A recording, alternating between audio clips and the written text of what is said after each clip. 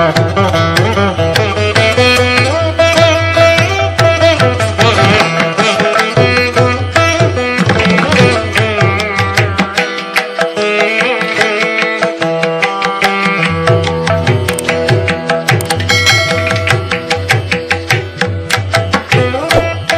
श्रीराम।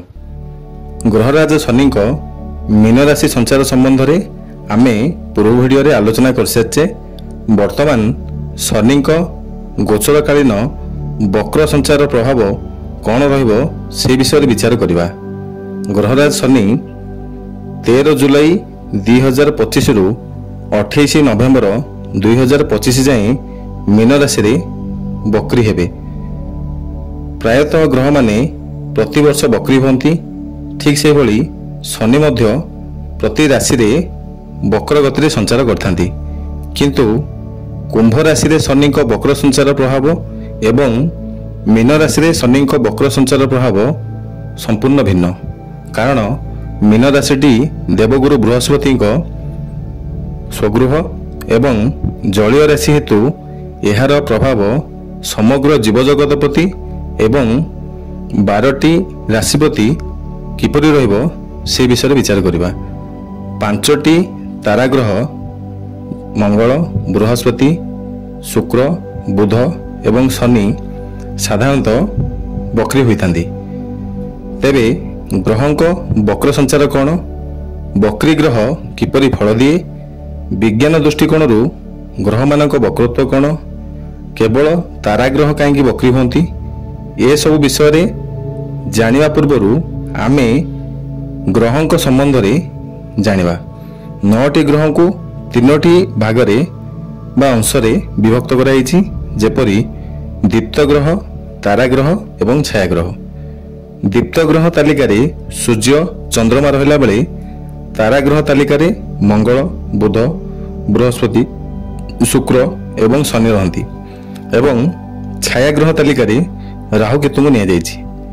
ग्रह मानक गति विशेष करी पृथ्वी को आधार करी करा जाइछि। जेहेतु पृथ्वी होउछि आम वासस्थान एवं पृथ्वीर आवर्तन को आधार करी सूर्य एवं चंद्रमा एक निर्दिष्ट दिगरे उदय होई तार विपरीत दिगरे अस्त होती। तेणु सूर्य एवं चंद्रमा केबे भी बक्री होती नहीं। राहु केतु जेहेतु छायाग्रह तेणु छाया आलोकर विपरीत दिगरे अवस्थान करे, तेणु सर्वदा वक्र गति रे संचार करती। सौर जगत रे समस्त ग्रहंक कक्षपथ अंडाकृति एवं सूर्य यार नाभि अवस्थित। पृथ्वी निज अंडाकृति कक्षपथ रे परिक्रमण करने समय रे बेले बेले कौनसी ग्रह को अतिक्रम कला बेले यार आभास पृथ्वी पृष्ठ रे सेही निर्दिष्ट ग्रहटी उदय होइथिबा दिग को गमन कला भली अनुभूत हुए। किंतु यह अवास्तव, कारण यह ग्रह मानकर परिक्रमण एवं कक्षपथ को आधार करी होइथाए। ज्योतिर्विज्ञान आधार रे सूर्य अवस्थान करथिबा राशि ठारू 5टी ताराग्रहंक वक्र गतिर डिग्री दूरत्व भिन्न भिन्न। जेपरि बुध सूर्य अवस्थान करथिबा राशि ठारू 15 डिग्री रु 28 डिग्री पूर्वरु अथवा परे बक्री होती। सेहीपरि शुक्र 26 डिग्री रु 47 डिग्री दूरत्व मध्य वक्र होइथांती। मंगल, बृहस्पति एवं शनि सूर्यंक ठारू 115 डिग्री रु 245 डिग्री दूरत्व मध्य बक्री होती। ज्योतिष गणना अनुसार मंगल, बृहस्पति एवं शनि जेहेतु पृथ्वीर परवर्ती ग्रह एमाने सूर्य अवस्थान करथुवा राशि ठारू पंचम राशि ठारू अष्टम राशि मध्य बक्री होइथांती। बुध एवं शुक्र जेहेतु सूर्यंक निकटवर्ती ग्रह तेणु सूर्यंक पूर्ववर्ती, परवर्ती अथवा सूर्य अवस्थान करथुवा राशि रे बक्री होइथांती। बक्री ग्रहंक फलादेश संपर्क में ज्योतिषशास्त्र प्रमाण दिए वक्रानुवक्रा कुटिला मंदा मंद तरा समा तथा शीघ्रा तरा शीघ्रा ग्रहणांग मष्टधा गति। अर्थात ग्रह मानक गति होउची वक्र, अनुवक्र, कुटिल, मंद ଅତି ମନ୍ଦ, ସମ, ଶୀଘ୍ର ଏବଂ ଅତି ଶୀଘ୍ର ଏହିଭଳି 8 ପ୍ରକାର ଗତି ଗ୍ରହମାନଙ୍କ ଥାଏ। ଏହା ମଧ୍ୟରୁ ଶୀଘ୍ର, ମନ୍ଦ, ସମ, ରଜ୍ଜୁ ଏବଂ ବକ୍ରଭେଦରେ 5 ପ୍ରକାର ଗତିର ପ୍ରଭାବକୁ ଜ୍ୟୋତିଷଶାସ୍ତ୍ରରେ ବିଚାର କରାଯାଏ। ଗ୍ରହମାନଙ୍କର ପଶ୍ଚାତ ଗତିକୁ ବକ୍ରଗତି କୁହାଯାଏ। ପଶ୍ଚାତ ଗତିରେ ଗୋଟିଏ ଗ୍ରହ ଗୋଟିଏ ରାଶିରୁ ପୂର୍ବ ରାଶିକୁ ଗତି କଲା ଭଳି ଅନୁଭୂତ ହୁଏ। ବକ୍ରି ହେବା ପୂର୍ବରୁ ବା ବକ୍ରି ହେବା ପରେ ଗ୍ରହର ଗତି ସ୍ଥିର ହୁଏ। ସମ୍ମୁଖ ଗତି 5 ପ୍ରକାରର, ବକ୍ରଗତି 2 ପ୍ରକାରର, ସ୍ଥିର ଗତିକୁ ମିଶାଇ ସର୍ବମୋଟ 8 ପ୍ରକାରର ଗତି ଗ୍ରହମାନେ କରିଥାନ୍ତି। ଗ୍ରହମାନଙ୍କର 8 ପ୍ରକାର ଗତିର ପ୍ରମାଣ ଦେବାକୁ ଯାଇ ଜ୍ୟୋତିଷଶାସ୍ତ୍ର କହେ, ସୂର୍ଯ୍ୟଙ୍କ ସହ କୌଣସି ଗ୍ରହ ଥିଲେ ଉଭୟ ଗ୍ରହର ଗତିକୁ ଉଦୟ କୁହାଯାଏ।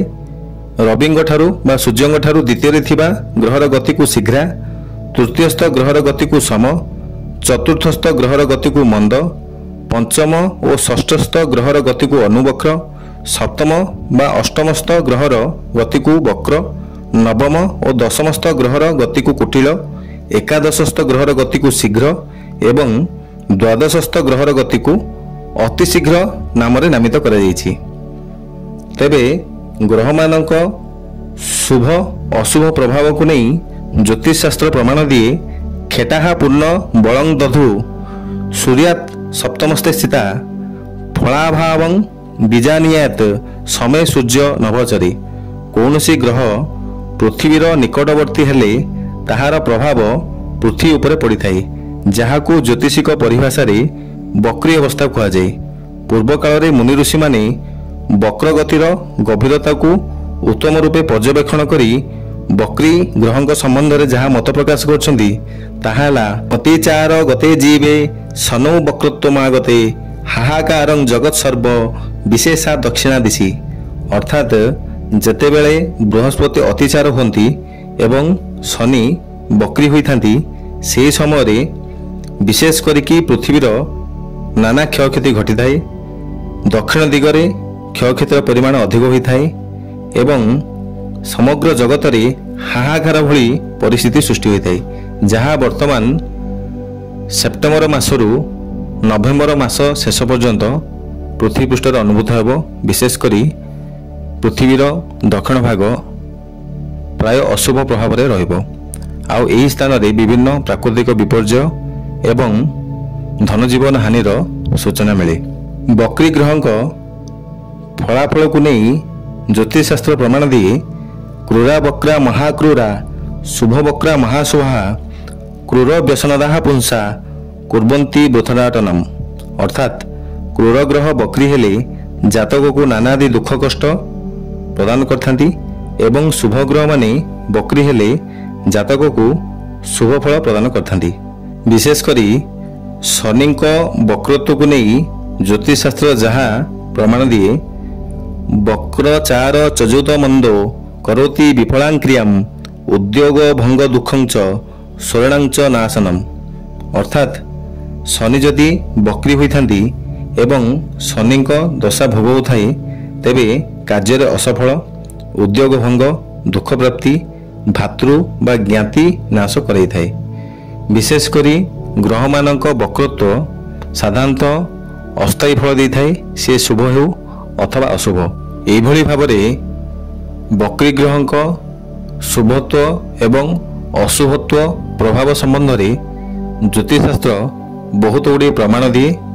ସେ ଯାହା ହେଉ ନା କାହିଁକି ବର୍ତ୍ତମାନ ଗୋଚରକାଳୀନ ଶନିଙ୍କ ପ୍ରଭାବ 12ଟି ରାଶି ପାଇଁ କିପରି ରହିବ ସେ ବିଷୟରେ ଜାଣିବା ପୂର୍ବରୁ ଯଦି ଆମ ଚ୍ୟାନେଲଟି ଆପଣମାନଙ୍କୁ ଭଲ ଲାଗୁଥାଏ, ତେବେ ଆମକୁ ଉତ୍ସାହିତ କରିବା ପାଇଁ ଆପଣ ଆମ ଚ୍ୟାନେଲକୁ ସବସ୍କ୍ରାଇବ୍ କରିପାରିବେ ଏବଂ ଆମ ଭିଡ଼ିଓକୁ ବହୁମାତ୍ରାରେ ଲାଇକ୍ ଏବଂ ସେୟାର କରିବା ସହ ଆପଣଙ୍କ ବ୍ୟକ୍ତିଗତ ପ୍ରଶ୍ନ ଯଦି କିଛି ଥାଏ ତେବେ ଆପଣ କମେଣ୍ଟରେ ଦେଇପାରିବେ, ଯାହାର ଉତ୍ତର ଆମେ ସମୟ ଅନୁସାରେ ଦେଇପାରିବୁ। 12ଟି ରାଶିର ରାଶିଫଳ ଜାଣିବା ପୂର୍ବରୁ ଗୋଚରକାଳୀନ ଗ୍ରହ ଶନିଙ୍କ ଉପରେ ସିଂହ ରାଶିସ୍ଥ କେତୁଙ୍କ ସହ ମଙ୍ଗଳ 6 ଜୁନ୍ 2025ରୁ 28 जुलाई 2025 ଯାଏଁ ଗୋଚର କରି ମୀନ ରାଶିସ୍ଥ ଶନିଙ୍କୁ ଏକତରଫା ଅଷ୍ଟମ ଦୃଷ୍ଟିରେ ଦେଖୁଥିବା ହେତୁ ପୃଥିବୀର ପଶ୍ଚିମ ଭାଗ ପ୍ରଭାବିତ ହେବ। ଯୁଦ୍ଧ, ହତ୍ୟାକାଣ୍ଡ, ଜନ ଅସନ୍ତୁଷ୍ଟ, ପ୍ରାକୃତିକ ବିପର୍ଯ୍ୟୟ, ଭୟଙ୍କର ଦୁର୍ଘଟଣା ଏବଂ ଅରାଜକତା ଆଦି ଦେଖାଦେବ। ମଙ୍ଗଳ ଅଷ୍ଟମ ଦୃଷ୍ଟି ଯଦିଓ କ୍ଷତିକାରକ, ତଥାପି ଶନି ଶୀତଳ ଗ୍ରହ ହେତୁ ବିଶେଷ ପ୍ରଭାବିତ ହେବେ ନାହିଁ। କିନ୍ତୁ ମଙ୍ଗଳଙ୍କ କନ୍ୟା ରାଶି ସଂକ୍ରମଣ 28 ଜୁଲାଇ 2025ରୁ 13 ସେପ୍ଟେମ୍ବର 2025 ଯାଏଁ ଶନି ଓ ମଙ୍ଗଳଙ୍କ ଦୃଷ୍ଟି ବିନିମୟ ସାମ୍ନାସାମ୍ନି ହେବ। ଏଭଳି ପରିସ୍ଥିତିରେ ବହୁ ରାଷ୍ଟ୍ର ମଧ୍ୟରେ ଯୁଦ୍ଧ, ବିଭୀଷିକା, ଭୂମିକମ୍ପ, ବାତ୍ୟା, ବନ୍ୟା, ସୁନାମି ଭଳି ପରିସ୍ଥିତି ସୃଷ୍ଟି ହେବ। ଜଳ ଜାହାଜ ଦୁର୍ଘଟଣା ଦ୍ୱାରା ବହୁ ଧନଜୀବନ ହାନିର ସୂଚନା ମିଳେ। ଭାରତର ଦକ୍ଷିଣ ଭାଗ ବିଶେଷ ରୂପେ ପ୍ରଭାବିତ ହେବ। କୋଇଲା, ଲୁହା, ବକ୍ସାଇଟ୍ ଆଦି ଖଣିଜ ପଦାର୍ଥ ତଥା ପେଟ୍ରୋଲିୟମ ଜାତ ଦ୍ରବ୍ୟର ମୂଲ୍ୟ ବୃଦ୍ଧି ଘଟିବ। କୃଷି କାର୍ଯ୍ୟ ବିଶେଷ ରୂପେ ପ୍ରଭାବିତ ହେବ। ଏହାପରେ ଶନି ନିଜ ପିତା ସୂର୍ଯ୍ୟଦେବଙ୍କ ଠିକ୍ ବିପରୀତ ରାଶିରେ ଅର୍ଥାତ୍ ସୂର୍ଯ୍ୟଙ୍କ ରାଶି ସଂକ୍ରମଣ ସେପ୍ଟେମ୍ବର 16, 2025ରୁ ଅକ୍ଟୋବର 17, 2025 ମଧ୍ୟରେ ଅବସ୍ଥାନ କରି ଦେଶ ଦେଶ ମଧ୍ୟରେ ରାଜନୈତିକ ଶତ୍ରୁତା, ହତ୍ୟାକାଣ୍ଡ, ଶୀତଳ ଯୁଦ୍ଧ ଏବଂ ଦୀର୍ଘକାଳ ଧରି ଶାସନ କରୁଥିବା କୌଣସି ରାଜସତ୍ତାର ପତନ ଘଟାଇବ। ବିଶେଷ କରି ମଙ୍ଗଳଙ୍କ ସପ୍ତମ କେନ୍ଦ୍ରରେ ବକ୍ରୀ ଶନି ଏବଂ ରବିଙ୍କ ସପ୍ତମ କେନ୍ଦ୍ରରେ ଶନିଙ୍କ ଅଶୁଭ ପ୍ରଭାବ ବିଶେଷ ଭାବରେ ଉପଲବ୍ଧି କରିହେବ। କାରଣ ଦ୍ୱାତ୍ମିକ ଜଳତତ୍ତ୍ୱର ରାଶି ମୀନରେ ବାୟୁର କାରକ ଗ୍ରହ ଶନିଙ୍କ ବକ୍ରଗତି ଏବଂ ଏହାର ବିପରୀତ ଅକ୍ଷ ଦ୍ୱାତ୍ମିକ ପୃଥ୍ୱୀ ରାଶିରେ ଅଗ୍ନିତତ୍ତ୍ୱର ଗ୍ରହ ରବି ଏବଂ ମଙ୍ଗଳଙ୍କ ଅବସ୍ଥାନ 5ଟି ମୌଳିକ ତତ୍ତ୍ୱ ମଧ୍ୟରୁ 4ଟି ତତ୍ତ୍ୱ ଅଗ୍ନି, ପୃଥିବୀ, ବାୟୁ ଏବଂ ଜଳ ଅସନ୍ତୁଳିତ ରହିବ।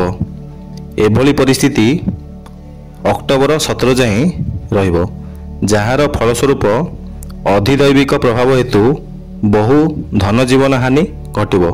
ବିଶେଷ କରି ଶନିଙ୍କ ବକ୍ରୀ ଗମନ କାଳରେ ଶନିଙ୍କ ଶତ୍ରୁ ଗ୍ରହଙ୍କ ଦୃଷ୍ଟି ପ୍ରଭାବ ହେତୁ ଗୋଚର ଫଳରେ ସାମାନ୍ୟ ବ୍ୟତିକ୍ରମ ଦେଖାଦେଇପାରେ। ତଥାପି ସିଂହ, କନ୍ୟା, ତୁଳା, କୁମ୍ଭ ଏବଂ ମୀନ ରାଶିଜାତ ବ୍ୟକ୍ତିଙ୍କ ନିମନ୍ତେ 17 ସେପ୍ଟେମ୍ବର 2025 ଯାଏଁ ବିଶେଷ କରି ସତର୍କତା ଅବଲମ୍ବନ କରିବା ଉଚିତ। ଏହା ମଧ୍ୟରେ ଦୁର୍ଘଟଣା, ବିଦ୍ୟୁତ୍ ଆଘାତ, ରାସାୟନିକ ବସ୍ତୁର ଶରୀର ଉପରେ ପ୍ରଭାବ, ପୁରାତନ ରୋଗ ଯନ୍ତ୍ରଣା ବୃଦ୍ଧି, ଶରୀରରେ ଅସ୍ଥି ସ୍ନାୟୁଜନିତ ରୋଗର ପ୍ରାଦୁର୍ଭାବ, ବାରୁଦ ଅଥବା ବିସ୍ଫୋରକ ଦ୍ରବ୍ୟ ଦ୍ୱାରା ଶାରୀରିକ କ୍ଷତି, ଅଗ୍ନି ଅଥବା ବିଷ ଭୟ, ଉଚ୍ଚ ସ୍ଥାନରୁ ପତନ ଏବଂ ପଦମର୍ଯ୍ୟାଦାର ହାନି ହୋଇପାରେ। ସାମାନ୍ୟ ପ୍ରତିକାର ସ୍ୱରୂପ ଶନିବାର ଏବଂ ସୋମବାର ଦିନ ମହାଦେବଙ୍କ ଦର୍ଶନ, ଶନିବାର ଏବଂ ମଙ୍ଗଳବାର ଦିନ ଶ୍ରୀ ହନୁମାନଙ୍କ ଦର୍ଶନ ଏବଂ ନିଜ ପରିବାରରେ ବୃଦ୍ଧ ବୟସ୍କ ବ୍ୟକ୍ତିଙ୍କୁ ସାହାଯ୍ୟ ସହଯୋଗ ପୂର୍ବକ ଆଶୀର୍ବାଦ ଭିକ୍ଷା କଲେ ବହୁ ଆପଦରୁ ରକ୍ଷା ପାଇବେ। ଆସନ୍ତୁ ଜାଣିବା 12ଟି ରାଶି ପ୍ରତି ଶନିଙ୍କ ପ୍ରଭାବ ସମ୍ପର୍କରେ। ମେଷରାଶି। ମେଷରାଶି ପାଇଁ ଶନି ଦଶମ ଭାବ କର୍ମ ଭାବ ଏବଂ ଏକାଦଶ ଭାବ ଆୟ ଭାବର ସ୍ୱାମୀ ଦ୍ୱାଦଶ ଭାବ ବ୍ୟୟ ଭାବରେ ବକ୍ରୀ ସଞ୍ଚାର କରି କର୍ମକ୍ଷେତ୍ରରେ ଏବଂ ଆୟରେ ଅସ୍ଥିରତା ସୃଷ୍ଟି କରିବେ। ଅବଶ୍ୟ ଶନିଙ୍କ 7.5ର ପ୍ରଭାବରେ ସାମାନ୍ୟ ବ୍ୟତିକ୍ରମ ଦେଖାଦେଇପାରେ, କିନ୍ତୁ ଦ୍ୱାଦଶରେ ବକ୍ରୀ ଶନି ଗୃହତ୍ୟାଗ କରାଏ, ଦେଶାନ୍ତର କରାଏ, ସନ୍ନ୍ୟାସୀ ଭଳି ଜୀବନଯାପନ କରାଏ, ଚିକିତ୍ସା ପାଇଁ ସ୍ଥାନ ତ୍ୟାଗ କରାଏ। ଦ୍ୱାଦଶରେ ବକ୍ରୀ ଶନିଙ୍କ ତୃତୀୟ ଦୃଷ୍ଟି ଧନ ସଞ୍ଚୟ, କୁଟୁମ୍ବ ସ୍ଥାନକୁ ରହୁଥିବା ଯୋଗୁଁ କୁଟୁମ୍ବରେ ଶତ୍ରୁତା, ଧନ ସଞ୍ଚୟରେ ବାଧା, ସଞ୍ଚିତ ଧନର ବ୍ୟୟ, ବାଣିଜ୍ୟରେ ହାନି ଆଦି ଘଟିବ। ଷଷ୍ଠ ଭାବକୁ ବକ୍ରୀ ଶନିଙ୍କ ସପ୍ତମ ଦୃଷ୍ଟି ରୋଗ, ଋଣ ଏବଂ ଶତ୍ରୁର ହାନି ଘଟିବ। ଷଷ୍ଠ ଭାବ କର୍ମଭାବର ଭାଗ୍ୟ ଭାବ ଯୋଗୁଁ ଏବଂ ଶନି ନିଜେ କର୍ମକାରକ ଗ୍ରହ ହେତୁ କର୍ମରେ ସ୍ଥାନାନ୍ତର, କର୍ମରେ ପରିବର୍ତ୍ତନ ହେବ। ବକ୍ରୀ ଶନିଙ୍କ ଦଶମ ଦୃଷ୍ଟି ନବମ ଭାଗ୍ୟଭାବକୁ ରହୁଥିବା ଯୋଗୁଁ ତୀର୍ଥଯାତ୍ରା କରିପାରନ୍ତି, କିନ୍ତୁ କୌଣସି ମୂଲ୍ୟବାନ ଦ୍ରବ୍ୟ ହାନି ବା ଦ୍ରବ୍ୟ ଚୋରି ହେବାର ଭୟ ଅଛି। ତେଣୁ ପ୍ରତ୍ୟେକ କାର୍ଯ୍ୟରେ ସତର୍କତା ଅବଲମ୍ବନ କରିବା ଉଚିତ। ବକ୍ରୀ ଶନିଙ୍କ ଉପରେ ଜନ୍ମରାଶିର ସ୍ୱାମୀ ମଙ୍ଗଳଙ୍କ ଦୃଷ୍ଟି ରହୁଥିବା ଯୋଗୁଁ ଦୁର୍ଘଟଣା, ଅସ୍ତ୍ରୋପଚାର ଆଦି ଘଟିପାରେ। ପ୍ରତିକାର: ପ୍ରତି ମଙ୍ଗଳବାର ଏବଂ ଶନିବାର ହନୁମାନଙ୍କୁ 3ଟି ଲାଲ ରଙ୍ଗର ମିଠା ଅର୍ପଣ କରନ୍ତୁ। ଧ୍ୟାନ ଦେବେ, ନୈବେଦ୍ୟ କରିବେ ନାହିଁ କିମ୍ବା ଅର୍ପଣ କଲା ପରେ ଆଉ ଗ୍ରହଣ କରିବେ ନାହିଁ। ପ୍ରତିଦିନ ସନ୍ଧ୍ୟା ସମୟରେ ଶ୍ରୀ ସଙ୍କଟମୋଚନ ହନୁମାନଷ୍ଟକ ଏବଂ ଶ୍ରୀ ହନୁମାନ ଚାଳିଶାର ପାଠ କରିପାରିବେ। ବୃଷ ରାଶି: ଜନ୍ମରାଶି ଠାରୁ ନବମ ଏବଂ ଦଶମ ଭାବର ସ୍ୱାମୀ ଏକାଦଶ ଆୟ ସ୍ଥାନରେ ବକ୍ର ହୋଇ କର୍ମରେ ପଦୋନ୍ନତି କରିବା ସହ ନିଜର ମନପସନ୍ଦ ସ୍ଥାନକୁ ସ୍ଥାନାନ୍ତର କରିବେ। ପୂର୍ବରୁ ଅଟକିଥିବା ଅର୍ଥ ପ୍ରାପ୍ତ ହେବ। ବହୁଦିନର ଆଶା ସଫଳ ହେବ। ପୁରୁଣା ବନ୍ଧୁଙ୍କ ସହାୟତାରେ କାର୍ଯ୍ୟସିଦ୍ଧି ହେବ। ସମାଜରେ ଆକସ୍ମିକ ସମ୍ମାନିତ ହେବେ। କୌଣସି ରାଜନୈତିକ ବ୍ୟକ୍ତିଙ୍କ ଅଥବା ଉପରିସ୍ଥ କର୍ମଚାରୀଙ୍କ ପ୍ରିୟଭାଜନ ହେବେ। କଷ୍ଟ ଲାଗୁଥିବା କାମଗୁଡ଼ିକର ସରଳ ସମ୍ପାଦନ ହେବ। ଜନ୍ମରାଶିକୁ ବକ୍ର ଶନିଙ୍କ ତୃତୀୟ ଦୃଷ୍ଟି ରହୁଥିବା ହେତୁ ସ୍ୱାସ୍ଥ୍ୟ ପ୍ରତି ଅଧିକ ସଚେତନତା ରହିବା ଆବଶ୍ୟକ। ଶନି ଖାଦ୍ୟରସର ସୂଚକ, ତେଣୁ ଭୋକର ମାତ୍ରା କମିବ। ଏସିଡିଟି ଏବଂ ଗ୍ୟାସ୍ ରୋଗୀଙ୍କ ପାଇଁ ଅଧିକ ସତର୍କତାର ସମୟ। ଶନିଙ୍କ ସପ୍ତମ ଦୃଷ୍ଟି ପଞ୍ଚମ ଭାବ ଏବଂ ପୂର୍ବପୁଣ୍ୟ, ଶିକ୍ଷା, ସନ୍ତାନ, ଇଷ୍ଟଭାବ ପ୍ରତି ରହୁଥିବା ହେତୁ ଆଧ୍ୟାତ୍ମିକ କାର୍ଯ୍ୟକଳାପ ବଢ଼ିବ। ସନ୍ତାନଙ୍କ ପାଇଁ ଅଧିକ ଦାୟିତ୍ୱବାନ ହେବେ। ଶିକ୍ଷା କ୍ଷେତ୍ରରେ ଚମତ୍କାର ସୁଫଳ ପ୍ରାପ୍ତ କରିବେ। ଶନିଙ୍କ ଦଶମ ଦୃଷ୍ଟି ଅଷ୍ଟମ ସ୍ଥାନକୁ ରହୁଥିବା ଯୋଗୁଁ ଆର୍ଥିକ ସାହାଯ୍ୟ କରୁଥିବା ବ୍ୟକ୍ତିମାନେ ଆପଣଙ୍କୁ ନିରାଶ କରିବେ। ଯାତ୍ରାକାଳୀନ କ୍ଲେଶ ଅନୁଭବ କରିବେ। ପ୍ରତିକାରର ଆବଶ୍ୟକତା ନାହିଁ, କିନ୍ତୁ ଶୁଭଫଳ ବୃଦ୍ଧି ପାଇଁ ପକ୍ଷୀଙ୍କୁ ଶସ୍ୟ ପ୍ରଦାନ କଲେ ସାମୟିକ ଅସୁବିଧା ଦୂର ହେବା ସହିତ ଶୁଭମାତ୍ରା ବଢ଼ିବ। ମିଥୁନ ରାଶି: ଜନ୍ମରାଶି ଠାରୁ ଅଷ୍ଟମ ଭାବ ଏବଂ ନବମ ଭାବର ସ୍ୱାମୀ ଦଶମ ଭାବ କର୍ମ ଭାବରେ ବକ୍ର ସଞ୍ଚାର କରି ଆକସ୍ମିକ କର୍ମ ପରିବର୍ତ୍ତନର ସୁଯୋଗ ସୃଷ୍ଟି କରିବେ। ଭାଗ୍ୟଫଳର ବୃଦ୍ଧି ହେବ। ଧର୍ମକର୍ମ ପ୍ରତି ମନ ବଳିବ। ଦାର୍ଶନିକ ଚିନ୍ତାଧାରା ପ୍ରକଟ ହେବ। ନିଜ ଜନ୍ମସ୍ଥାନରୁ ବହୁ ଦୂରକୁ ଯାତ୍ରା କରିପାରନ୍ତି। କୌଣସି ଗୁରୁତ୍ୱପୂର୍ଣ୍ଣ କାମ ଆକସ୍ମିକ ଭାବରେ ଅଟକିଯିବ। ପ୍ରତ୍ୟେକ କାମ ବିଳମ୍ବରେ ଶେଷ ହେବ। ମିତ୍ର ବନ୍ଧୁମାନେ ନିଜର ବଚନରୁ ଓହରିଯିବେ ଅଥବା ଆବଶ୍ୟକ ସମୟରେ ସାହାଯ୍ୟ କରିବେ ନାହିଁ। ବକ୍ର ଶନିଙ୍କ ତୃତୀୟ ଦୃଷ୍ଟି ଦ୍ୱାଦଶ ଭାବକୁ ରହୁଥିବା ଯୋଗୁଁ ଆୟ ଅପେକ୍ଷା ବ୍ୟୟର ମାତ୍ରା ବୃଦ୍ଧି ହେବ। ଶନିଙ୍କ ଚତୁର୍ଥ ଭାବକୁ ଦୃଷ୍ଟି ମାଙ୍କ ସ୍ୱାସ୍ଥ୍ୟ କ୍ଷେତ୍ରରେ ସମସ୍ୟା ସୃଷ୍ଟି କରିବ। ସାମାଜିକ କାର୍ଯ୍ୟକଳାପରେ ବାଧା ସୃଷ୍ଟି ହେବ। ସୁନାମରେ ଆଞ୍ଚ ଆସିପାରେ। ବକ୍ର ଶନିଙ୍କ ଦଶମ ଦୃଷ୍ଟି ସପ୍ତମ ଭାବ ଉପରେ ରହୁଥିବା ଯୋଗୁଁ ପାର୍ଟନରସିପ୍ ବ୍ୟବସାୟରେ କ୍ଷତି, ଦାମ୍ପତ୍ୟ ମନୋମାଳିନ୍ୟ ଏବଂ ସ୍ତ୍ରୀଙ୍କ ସ୍ୱାସ୍ଥ୍ୟ ସମସ୍ୟାର ସ୍ଥାୟୀ ସମାଧାନ ପାଇଁ ଚେଷ୍ଟା କରିବେ। ବିଶେଷ କରି କର୍ମ ଭାବରେ ବକ୍ର ଶନି ଶୁଭାଶୁଭ ମିଶ୍ରିତ ଫଳ ପ୍ରଦାନ କରନ୍ତି। ପ୍ରତ୍ୟେକ କ୍ଷେତ୍ରରେ ସତର୍କ ରହିବା ଉଚିତ। ପ୍ରତିକାର: ଗରିବ ବ୍ୟକ୍ତିଙ୍କୁ ଚମଡ଼ା ଜୋତା ପ୍ରଦାନ କରନ୍ତୁ। ମାଂସାହାର ବର୍ଜନ କରନ୍ତୁ। ପ୍ରତି ଶନିବାର ଦିନ 3ଟି କଳା ରାଶିର ଲଡୁ ମହାଦେବଙ୍କୁ ଅର୍ପଣ କରନ୍ତୁ। ପ୍ରତି ଶନିବାର ସୂର୍ଯ୍ୟ ଉଦୟ ପୂର୍ବରୁ ଅଶ୍ୱତ୍ଥ ବୃକ୍ଷ ମୂଳେ ଜଳଦାନ କରନ୍ତୁ। କର୍କଟ ରାଶି: ଜନ୍ମରାଶି ଠାରୁ ସପ୍ତମ ଦାମ୍ପତ୍ୟ ଭାବ ଏବଂ ଅଷ୍ଟମ ଗୁପ୍ତ ଭାବର ସ୍ୱାମୀ ନବମ ଭାବରେ ବକ୍ର ସଞ୍ଚାର କରି ସାଂସାରିକ ଜୀବନରେ ସଂଘର୍ଷମୟ ପରିସ୍ଥିତି ସୃଷ୍ଟି କରିବେ। ନବମ ସ୍ଥାନ ଧର୍ମର ସ୍ଥାନ ଏବଂ ଅଷ୍ଟମ ସ୍ଥାନ ବୈରାଗ୍ୟର ସ୍ଥାନ ହେତୁ ସାଂସାରିକ ଜୀବନରେ ଅସୁଖୀ ହେବା କାରଣରୁ ବୈରାଗ୍ୟ ମନୋଭାବ ସୃଷ୍ଟି ହେବ। ଧାର୍ମିକ ଆଧ୍ୟାତ୍ମିକ କାର୍ଯ୍ୟକଳାପ ପ୍ରତି ମନ ବଳିବ। କୌଣସି ଆକସ୍ମିକ ଘଟଣା ମନକୁ ବିଚଳିତ କରିବ। ମାତ୍ରାଧିକ ଭାଗ୍ୟବାଦୀ ହେବା ଆପଣଙ୍କ ଉନ୍ନତିରେ ବାଧା ସୃଷ୍ଟି କରିବ। ବକ୍ରୀ ଶନିଙ୍କ ତୃତୀୟ ଦୃଷ୍ଟି ଆୟ ଭାବକୁ ରହୁଥିବା ହେତୁ ଆୟରେ ସାମାନ୍ୟ ବାଧା ସୃଷ୍ଟି ହେବା ସହ ବଡ଼ ଭାଇଙ୍କ ସହ ମନମାଳିନ୍ୟ ହୋଇପାରେ। ବ୍ୟବସାୟ ପରିବର୍ତ୍ତନର ସୁଯୋଗ ସୃଷ୍ଟି ହେବ। ତୃତୀୟ ସ୍ଥାନ ଯୋଗାଯୋଗ ଭ୍ରମଣ। ଏହି ଭାବକୁ ଶନିଙ୍କ ଦୃଷ୍ଟି ବାରମ୍ବାର ଭ୍ରମଣ ଦ୍ୱାରା କାର୍ଯ୍ୟ ସଫଳ। ଯୋଗାଯୋଗ media tour and travel news publication ସହ ଯେଉଁମାନେ ଜଡ଼ିତ ସେମାନେ ଚମତ୍କାର ସୁଫଳ ପ୍ରାପ୍ତ କରିବେ। ବକ୍ରୀ ଶନିଙ୍କ ଦଶମ ଦୃଷ୍ଟି ଷଷ୍ଠ ଭାବକୁ ରହୁଥିବା ଯୋଗୁଁ ବିଶ୍ରାମ ଶୂନ୍ୟ ପରିଶ୍ରମ କରିବାକୁ ପଡ଼ିପାରେ।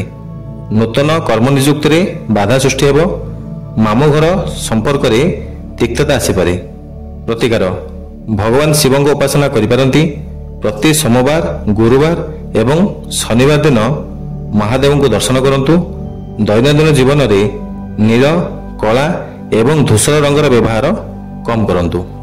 ସିଂହ ରାଶି ଜନ୍ମ ରାଶି ଠାରୁ ଅଷ୍ଟମ ଗୃହରେ ଶନି ବକ୍ର ସଞ୍ଚାର କରି ଧର୍ମ ଦର୍ଶନ ଆଧ୍ୟାତ୍ମିକତାରେ ଭ୍ରମ ସୃଷ୍ଟି କରିବେ।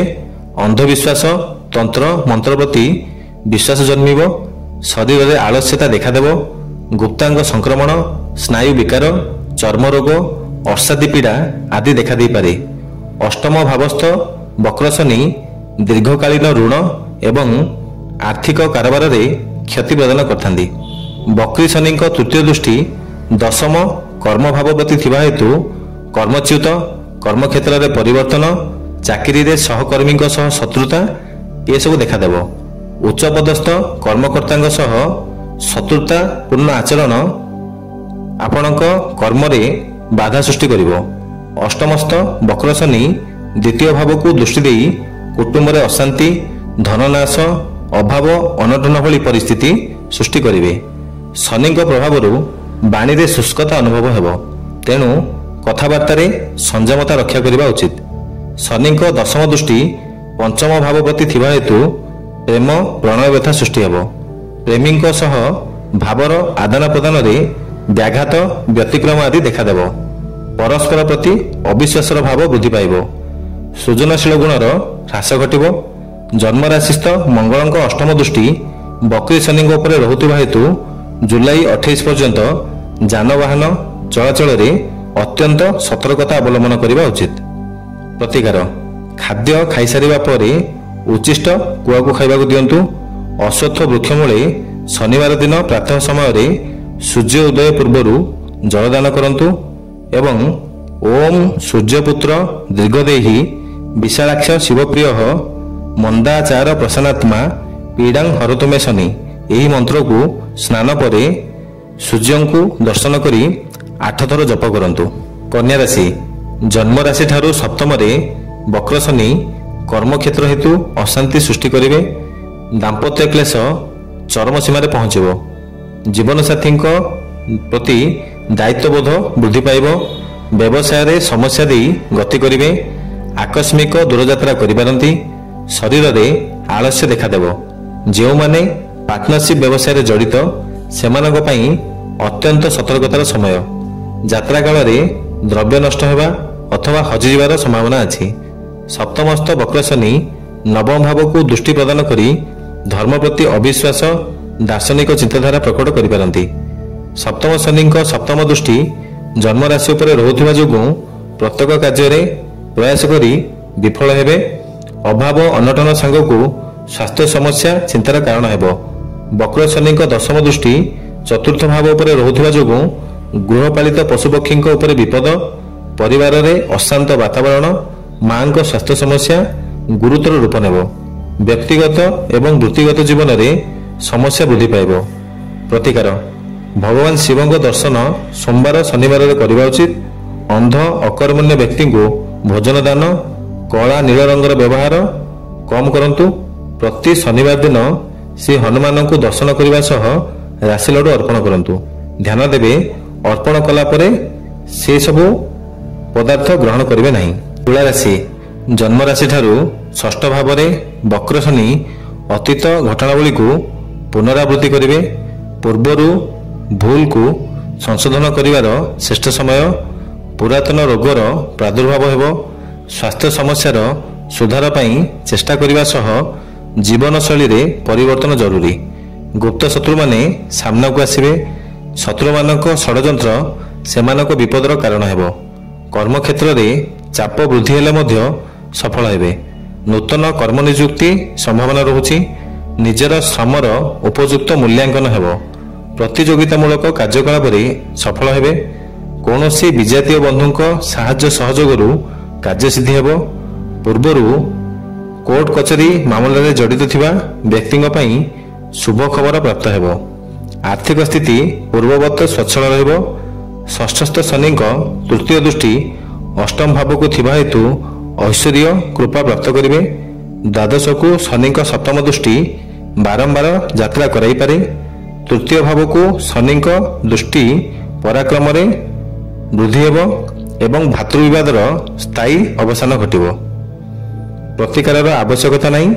ଶୁଭଫଳ ବୃଦ୍ଧି ପାଇଁ ଶ୍ରୀ ଶନି ଚାଳିଶା ପାଠ କରିପାରନ୍ତି। ବିଛା ରାଶି ଜନ୍ମରାଶି ଠାରୁ ପଞ୍ଚମ ଭାବରେ ଶନିଙ୍କ ବକ୍ର ଅବସ୍ଥାନ ଶିକ୍ଷା କ୍ଷେତ୍ରରେ ବ୍ୟବଧାନ ସୃଷ୍ଟି କରିବ। ପୁରାତନ ପ୍ରେମ ବିବାହର ରୂପ ନେବ। ଜୁଆ ଲଟେରୀ ଆଦିରେ ଆର୍ଥିକ କ୍ଷତି ଘଟିପାରେ। ପ୍ରତ୍ୟେକ ଅପୂର୍ଣ୍ଣ କାର୍ଯ୍ୟକୁ ସମ୍ପୂର୍ଣ୍ଣ କରିବା ପାଇଁ ଚେଷ୍ଟା କରି ବିଫଳ ହେବେ। ପ୍ରତ୍ୟେକ ଦିନ ଦୈନନ୍ଦିନ କାର୍ଯ୍ୟରେ ବିଳମ୍ବ ଘଟିବ। ପ୍ରେମ ପ୍ରଣୟ କ୍ଷେତ୍ରରେ ବାଧା ଆସିବ। ଆୟର ସ୍ରୋତ ହଠାତ୍ ସଂକୁଚିତ ହେବ। କ୍ରୋଧ ଭାବ ପ୍ରବଣତାକୁ ଲଗାମ ଦେବା ଉଚିତ। କୌଣସି ବ୍ୟକ୍ତିଙ୍କ କୂଟ କଳ୍ପନାର ଶିକାର ହୋଇପାରନ୍ତି। ସନ୍ତାନମାନଙ୍କ କାର୍ଯ୍ୟକଳାପ ବିପଦ ସୃଷ୍ଟି କରିବ। କର୍ମକ୍ଷେତ୍ରରେ ସହକର୍ମୀଙ୍କ ସ୍ୱାର୍ଥପୂର୍ଣ୍ଣ ବ୍ୟବହାର ସେମାନଙ୍କ ପ୍ରକୃତ ଉଦ୍ଦେଶ୍ୟକୁ ପଦାରେ ପକାଇବ।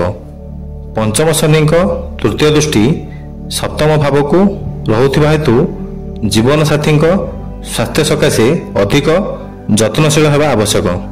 ଏକାଦଶ ଭାବକୁ ଶନିଙ୍କ ସପ୍ତମ ଦୃଷ୍ଟି ଆୟ କ୍ଷେତ୍ରରେ ବାଧା ଭାତୃବିବାଦ ଆଦି ସୃଷ୍ଟି କରିବ। ଦ୍ୱିତୀୟ ଭାବକୁ ବକ୍ର ଶନିଙ୍କ ଦୃଷ୍ଟି ପ୍ରଭାବ ହେତୁ କୁଟୁମ୍ବରେ ଦାୟିତ୍ୱବୋଧ ବୃଦ୍ଧି ପାଇବ। ପ୍ରତିକାର ପ୍ରତିଦିନ ମହାମୃତ୍ୟୁଞ୍ଜୟ ମନ୍ତ୍ର ମହାଦେବଙ୍କ ମନ୍ଦିରରେ ଜପ କରନ୍ତୁ। କଳା ବୃଷଭକୁ ଶନିବାର ଦିନ ଖାଦ୍ୟ ଖାଇବାକୁ ଦିଅନ୍ତୁ। କୌଣସି କାମକୁ ତରବରିଆ ଭାବରେ କରନ୍ତୁ ନାହିଁ। ଧନୁରାଶି ଜନ୍ମରାଶି ଠାରୁ ଚତୁର୍ଥରେ ବକ୍ର ଶନି ଜନ୍ମସ୍ଥାନରୁ ବିଚ୍ୟୁତ କରିବେ। ଶନିଙ୍କ ଏଭଳି ଅବସ୍ଥାନ ପ୍ରବାସୀ ଜୀବନ ବିତାଇବାକୁ ବାଧ୍ୟ କରେ।